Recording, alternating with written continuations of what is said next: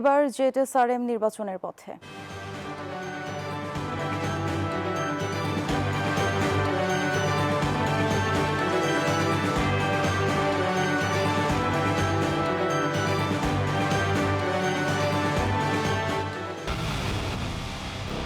পুরো দেশের মুখে হাসি ফোটাতে নিজেকে হতে হয় স্ট্রং, আর মনোবল হতে হয় স্পার্ক জিরো। জেডএসআরএম 25 বছরের পথ চলায় নিরাপদে রাখার প্রত্যয়ে।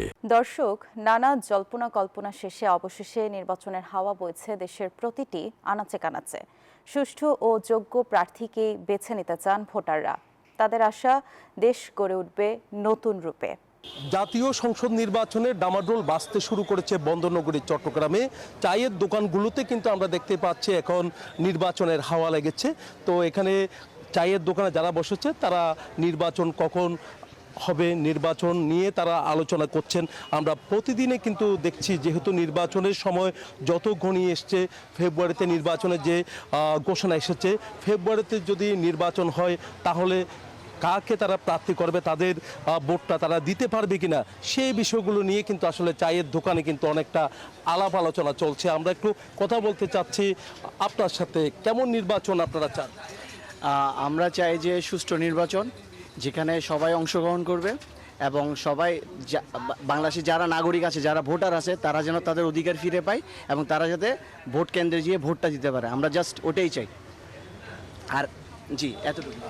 দেখতে পাচ্ছেন এখানে যারা এসেছেন তারা যেমনটা জানিয়েছেন যে সুষ্ঠু নির্বাচন তারা চাচ্ছে, ভোট কেন্দ্রে গিয়ে যেন নিজের ভোটটা নিজে যেন দিতে পারে, এমন নির্বাচন তারা চাচ্ছে। আপনার সাথে একটু কথা বলতে চাচ্ছে, চা খাচ্ছেন, এখানে আলোচনা করছেন নির্বাচন নিয়ে, কেমন নির্বাচন আপনি চান? আমরা তো সুষ্ঠু নির্বাচনটাই চাই, যাতে নিজের ভোটটা নিজে দিতে পারি, এটাই আমাদের আশা।